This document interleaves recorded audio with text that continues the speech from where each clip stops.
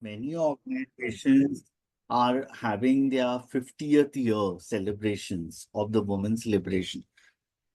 They are celebrating the organized women's, autonomous women's movement, which started in the 70s. So from the 70s and now, what is the thing that you see, with the contributions of the women's lib movement? We see that even ordinary women are assertive about their rights. So that is a very strong positive outcome, right, of the women's movement. And I would say organizations like mine and groups like men's differently thinking men is also a result of the same women's movement. We are also product of the same women's movement, right?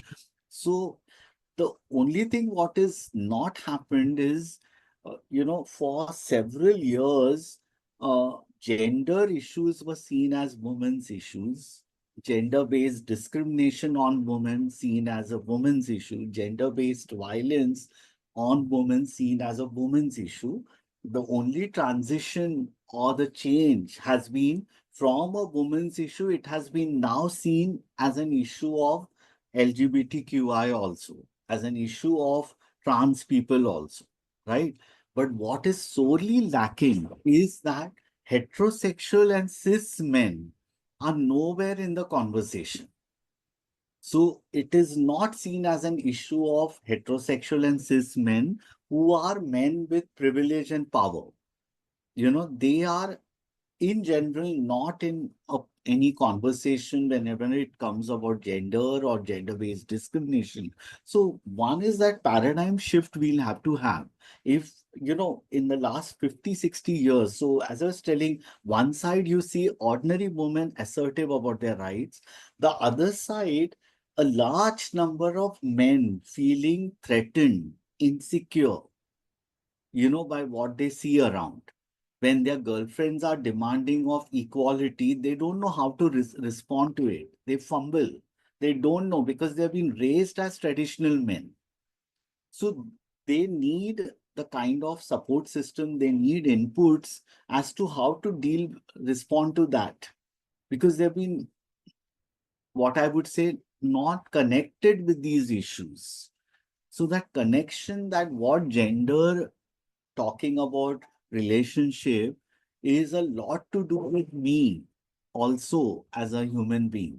It's not just a relationship, when you talk, we all say that unequal power relations is at the core of the gender problem. So when you say unequal power relations, it's not just a problem of the woman, but if I say that I am good to the woman in my lives, I have to examine, are all men doing it?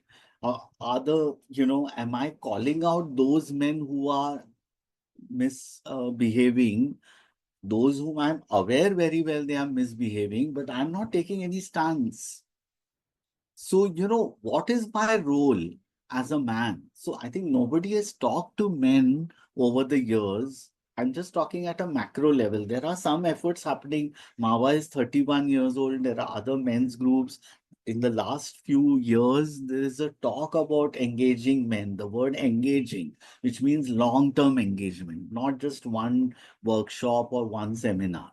You're engaging, right? But we have to see that engagement is there in all the subsystems of society.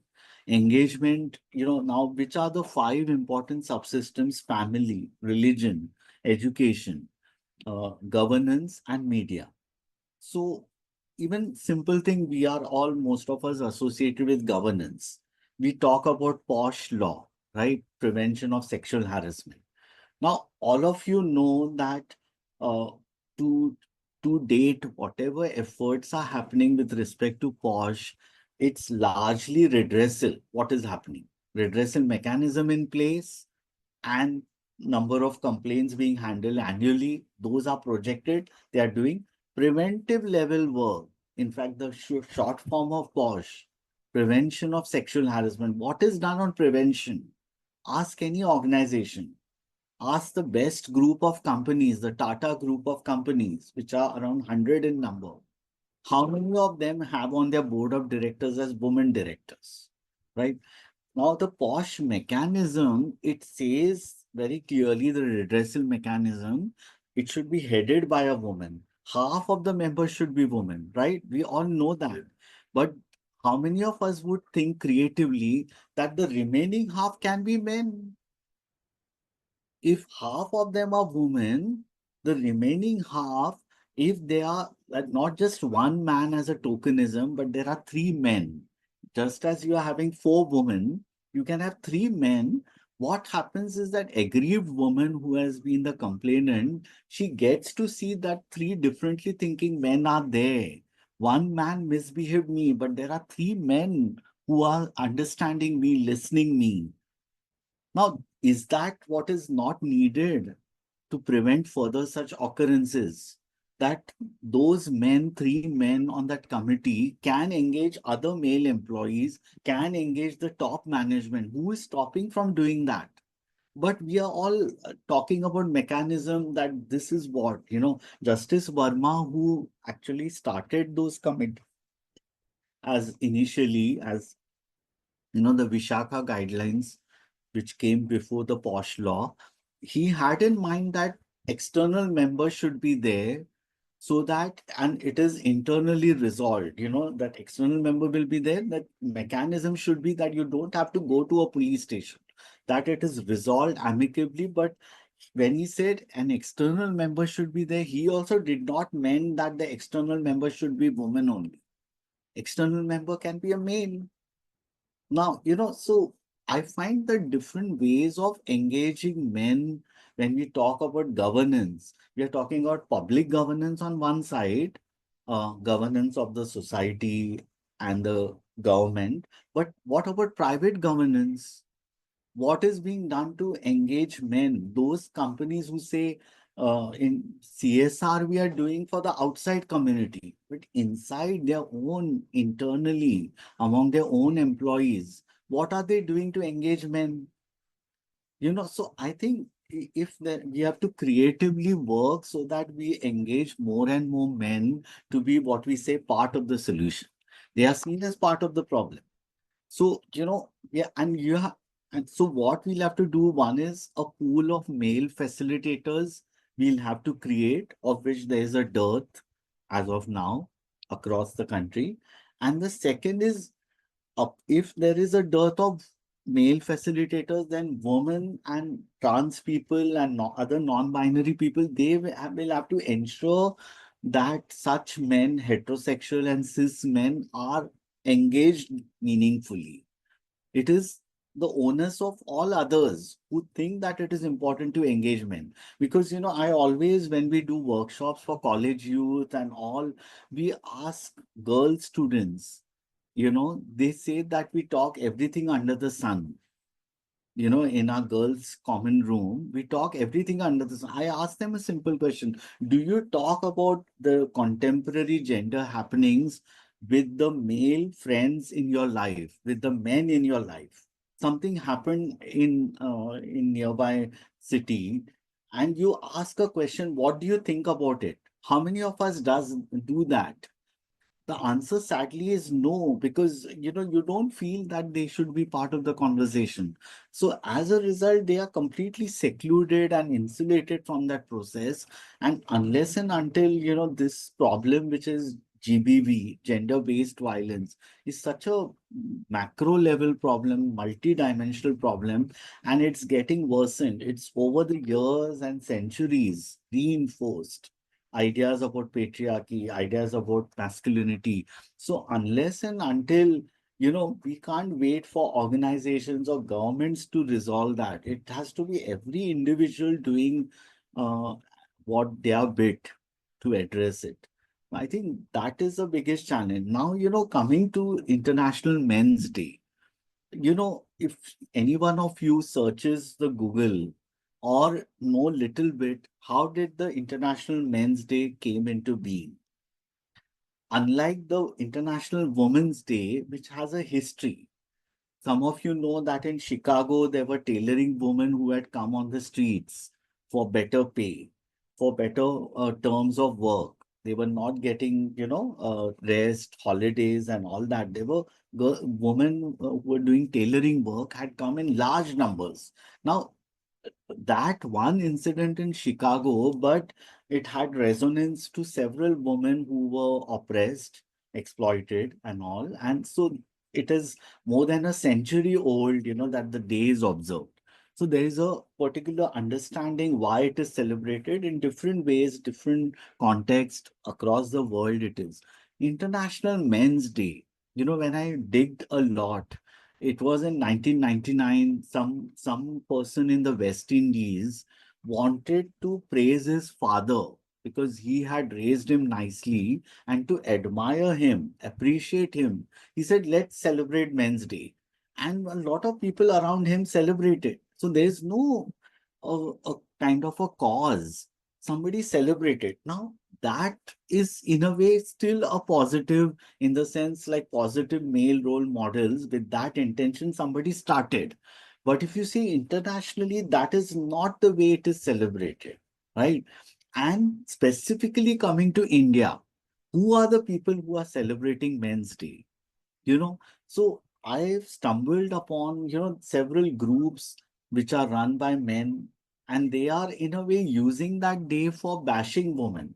They're using that day to tell, look, men's situation, what it exists in our society, it is because of the woman. Now I found that very disturbing. So and they are very smart group of young people, even elderly men. They had a meeting with Manmohan Singh few years ago with the idea that all the laws in our country should be gender neutral laws. They were given us a hearing.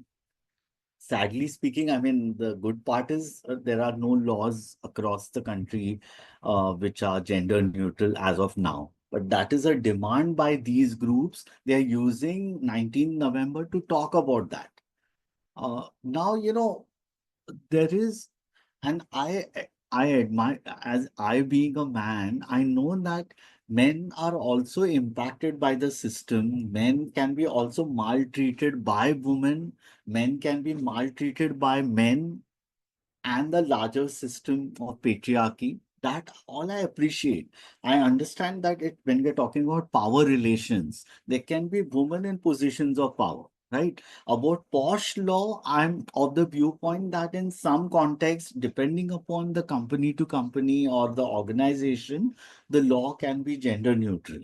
Because I know that now the changes are such happening that women are in positions of power and men can be subordinated. So, and the definition of sexual harassment, as you know, it includes verbal abuse as well. It's not just physical, right?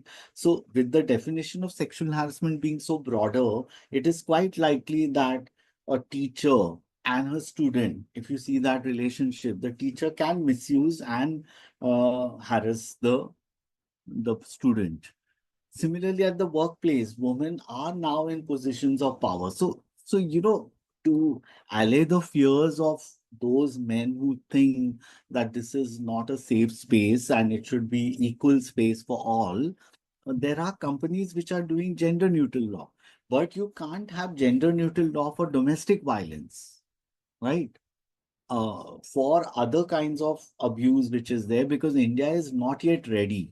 So that is my position, because the India what we are in today, there are three kinds of India existing. One is where the youngster who would tell you that, I have been raised with my sister equally.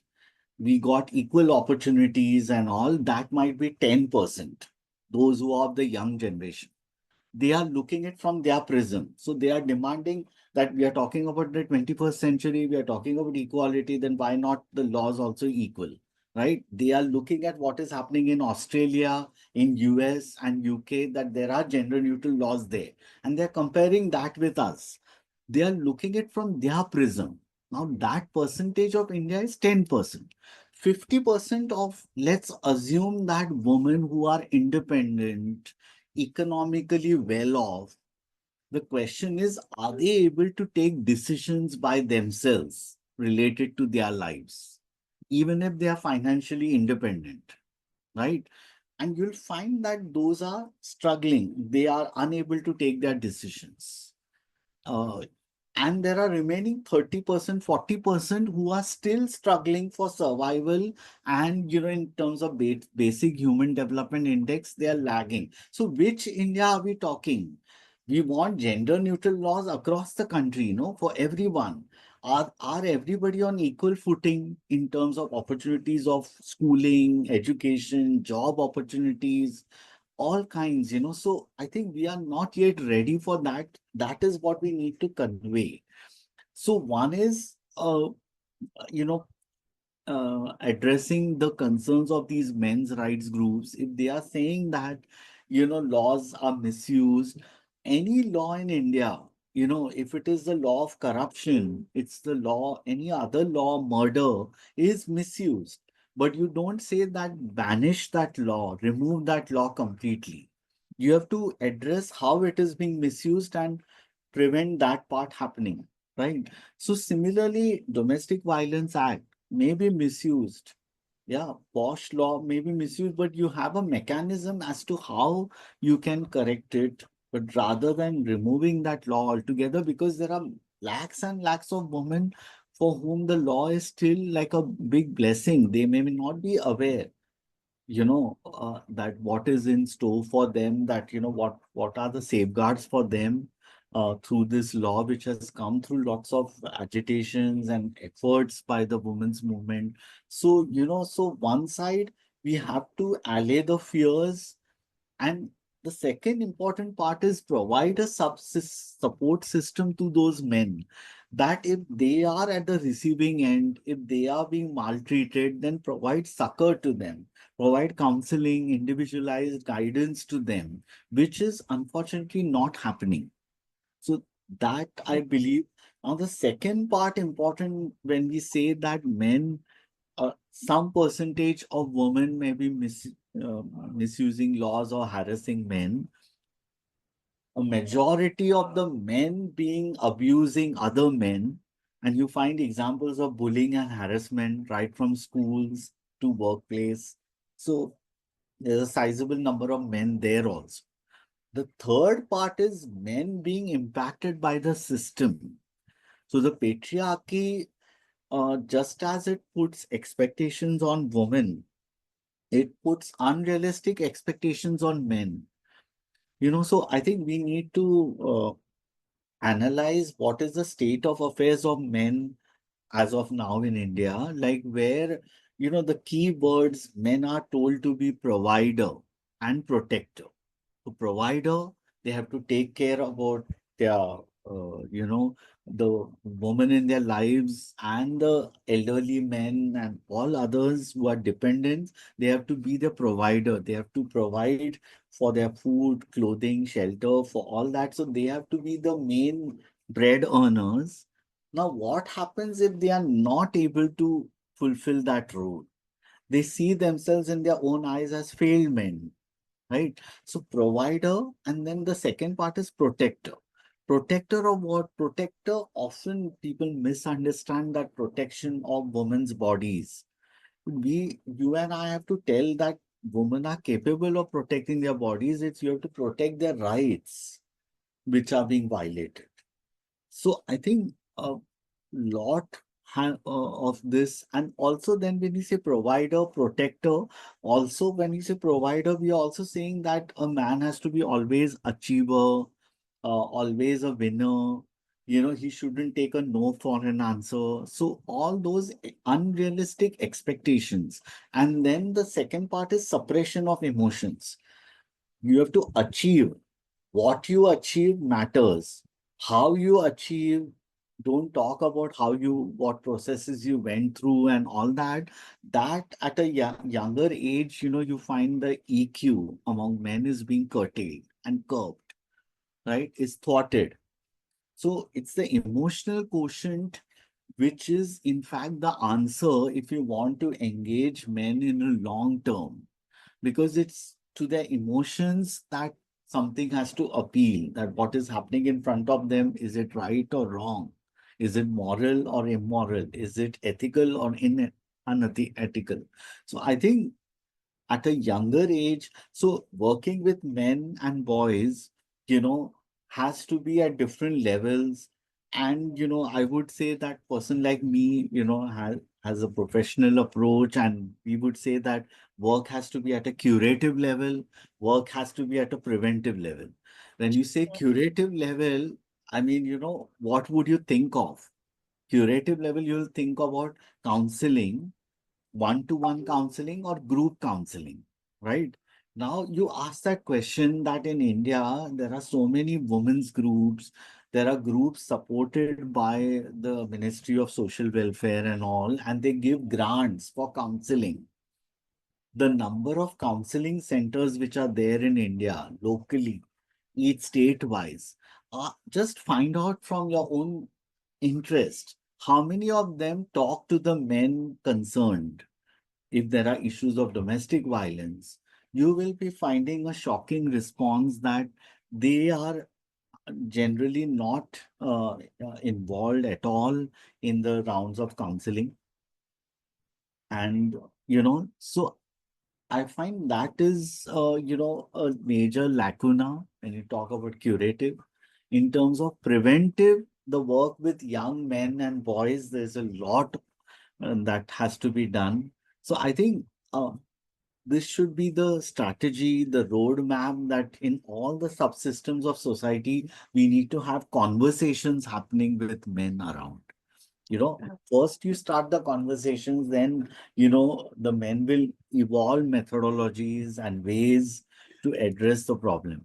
So I think this is the broader, I would say that use, if at all the day, 19 November, if one has to use, as Men's Day, it should be for serious introspection.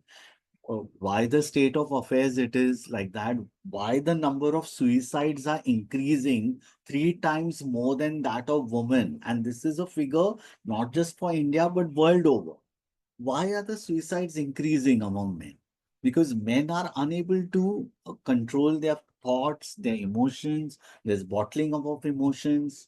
So, the EQ level is what we have to build up for a humanization of men, you know. I'll stop here. I understand that it's a long topic, but, I've tried in a short to convey, my perspective. So it would be nice if there's some interaction. Absolutely. No, thank you so much, Harish. I mean, your passion and commitment, of course, is really amazing. And there's so much of knowledge that you shared and so many things that we would not even think about, especially the last thing that you put, that the suicide rate among men is 3 times higher. So, I mean, these are things we don't understand the repercussions and the after side effects and all of those kind of things for the what we look at. So yeah, thank you. I think that was really, really amazing. Maybe we can have a little bit time for some questions or some feedback, comments. It doesn't have to be only questions, it can be a conversation, because as Harish said, conversation is the most important thing. So yeah, it can just be open to everybody, this thing. But once again, thank you so much, Harish. Really, really appreciate your time. I know how busy you've been, but yeah, so thanks a lot. Really. Yeah. I need to step out now, but before I do that, I must thank Karen for organizing this very excellent session. We know a lot of these things, but you put it so gently, that it is almost like, soup for the soul. It's very soulful. It comes from within, and it is very non-threatening and very empathetic in its approach. I think that is a huge takeaway, because whenever we talk about it, and because it is so, it's an emotive issue, and we tend to get very aggressive, and I think that doesn't really help. And I think this kind of empathy towards both women and men is, and also trans persons, is, I think, the way forward. If we have to, think of a coalition building rather than making it us versus them. So thank you so much. I learned a lot from this So session. I'll just take this opportunity, Ipsita, that, MAVA recently brought out a manual, a printed manual. We are not giving it online, like soft copy, but it's a printed for 1,000 rupees. In that manual, the time and tested modules, the participatory exercises, which anyone can do with any group of men. They will be so useful. Even a parent, suppose a would-be parent, a father wants how he can have a dialogue. A mother wants to have a dialogue with a growing up son or a young son, toddler. So it gives you like what are the different topics and using exercises, games, using songs, using different ways, which we have used. We really got my colleague 𝙒𝙬𝙬𝙧 to work on it, and it was released in May. Okay. So across the country, people are asking for that. Now, what we are doing is the next round is how to use that manual, for which we are doing TOTs, training of trainers and all. Because there is people, now what has happened, at least there is that awakening that we need to work with men and boys, but what works with them, what doesn't work with them, what are the tools and strategies that work, that people are wanting to know. They are yearning. So I think that vacuum has to be filled in. So I just wanted to flag off that one is the manual, the second is the film festival idea, which I told to Karen that, we have, apart from theater and, different other processes that we use, a 2-day traveling film fest. Like, from morning 10 till 5:30, you showcase short films, some feature and documentaries. But the idea is after every bunch of films, you have conversations happening and there are experts invited. So what I find very interesting across the country, I have done now 6th edition is ongoing. I'm working on my 7th edition. So it runs for 4-5 months. 5-6 months. So we'll mostly start in April next year, April till November. It will go on. The 7th edition will go on of 𝙤𝙬𝙀. That's the name of the festival. So, I find that often difficult topics, taboo topics, stigmatized topic, through films, you are making an entry. And sometimes the principal or the teacher, at least somebody whom you have been able to win over, and they are giving you the chance to have film fest, why not use it, through the medium of films? Because they will open up and have seen the magic literally happening. That, you find, imagine a scenario where there are women talking and men are listening. The day by day, what is, shrinking. And then when women also listen that there are differently thinking men, there are new perspectives, and non-binary individuals find it comfort space. So, at same time, you're doing this magical thing happen. Where, as you said, non-threatening. You are not labeling men that you have been perpetrator, you are not going to change. You're not using any of that kind of language. You're using where everybody is reflecting, everybody can self-examine their own biases, their own approaches after watching films, So I think. Sure. Thanks. There's one opportunity, which is UGC has now introduced something called value-based education as a part of all higher education curriculum. So it is a So mandatory one part. is this, and the second, very interestingly, you should be aware that the Ministry of Education has told of higher education institutes that they should have gender champions. Yes, we have Bad them. part is they have not given the strategy. They are just saying that gender champions hona chahiye. So person like you and I, what you have to do is use that institutional mechanism. Right. Gender champions 10, 15, they have not specified across the college, across departments. So what MAVA is telling that we can create those champions. And they can then do on the campuses activities for their peers. Right. So, then what happens, then it gives them a double thing that, for their knack and other things, they can tell that, look, we are doing this to fulfill the institutional requirement. So this is what I'm broaching, but it's slow and steady process. So I'm just giving people these pointers, that use gender champions as one of the ways, Sure. Right. Thank you so much once again. Yeah. Thanks, Ipshita. Thanks. I a will lot. keep the conversation going. Absolutely. Yeah. Great. Anybody else with any questions, thoughts, comments? No. Okay. So let me maybe ask a question, Harish. So, I mean, you've emphasized so much, right? That at the end of the day, while gender brings in, trans women, LGBTQ, it doesn't bring in, cis men, right?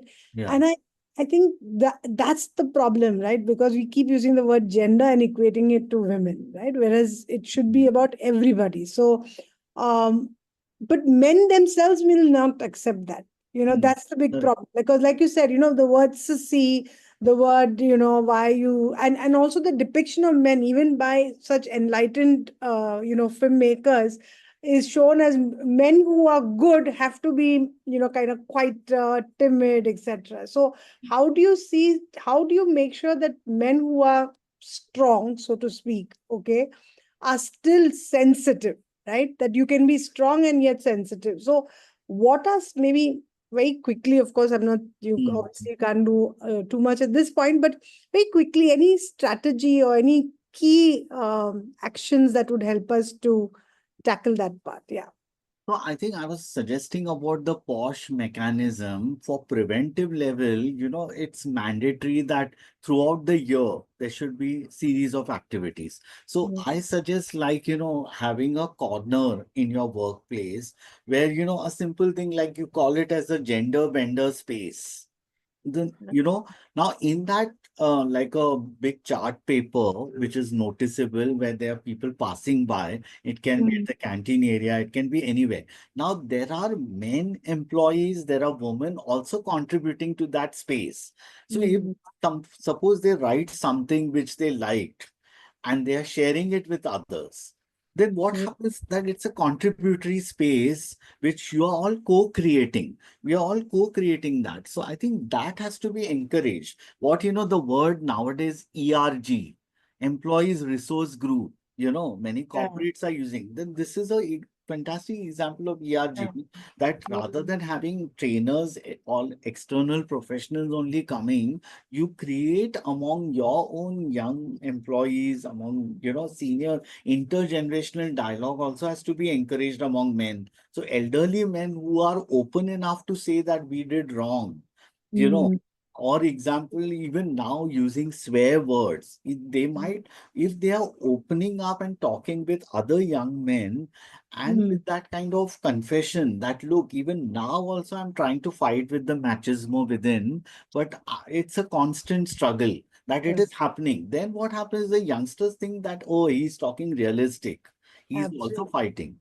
Yeah. I think those kind of, one is male facilitators, we'll have to keep on evolving and developing. And the second is use creatively spaces in That's which, now excellent. I'll give you another example about parenting, equal parenting. So, what happens? I'm just giving this example, which I'm sure it can trigger, get people get inspired that, paternity leave is given. Whatever 2 weeks or 3 weeks, the experience is shown that men are frittering it. You give them, they will tell their wife to go to her in natal family, and they themselves are enjoying. They may visit their wife and all that, but what exactly has to be done in that leave? There's no Right. dialogue by the company. So Right. see, they have a policy. What we did as an experiment, I did, and this is a very well-known advertising company, young employees, we had 2 sessions and we were to have the third, which hasn't happened because of time constraint. But the first session was with young women talking up and men were listening. The second session was the young generation male parent who are telling their innermost, concerns that at Mm. times when they are, restless, they know that as a would-be father, he has to do in a particular thing, but because of other blocks, they are unable to. So they were yearning for ideas and inputs. And when they saw women employees also contributing, then it really lessened their, made them lighter. So I think we have to Okay. come up with innovative ways. The key thing is engagement. You engage Yeah. in the conversations, keep on asking, Absolutely. what do you think about this? Something happened, in so and so place. What do you think about it? Yeah. I think for me, one more takeaway, I think, is the fact that, and because we constantly hear this, that every time you talk about posh, automatically it is like, oh, what about men, And I think what you said very rightly, that all laws, most laws, at least, if not all, most laws are abused in some shape and form. That doesn't mean you throw away the law, right? So while the posh law also is being abused, for sure, we do know that. That doesn't mean the posh law itself is wrong or should be made gender neutral. It's more about making sure that how you tackle the others. So yeah, thank you. That's a very big answer that you can use every time someone wants to shoot down the posh law. So thank you. Yeah, great. Anybody else with any thoughts, questions? Last call, and then we will close. Yeah. Yeah, I think I need to leave now, but there are many thought-provoking thoughts that he has put into my mind, and I really have to think about it. And thank you so much, really, for everything. Thank you, Ramita. In that case, then we'll call this to a close. Harish, thank you once again for all your time, for your passion, for your commitment to make this change a reality, so that we do not have to have MAVA, right? We do not have to have men against violence and abuse, but perhaps another form where we are all together and doing things differently. So thank you once again. Really appreciate it, and wish you all the best and many more milestones and success forward. Yeah. Thank you. Thank you. Thank you for this opportunity. Thank you, everybody, for joining us. And yeah, we will share the recording of what we have and give it to you. Okay. Take care. Bye-bye. Good night.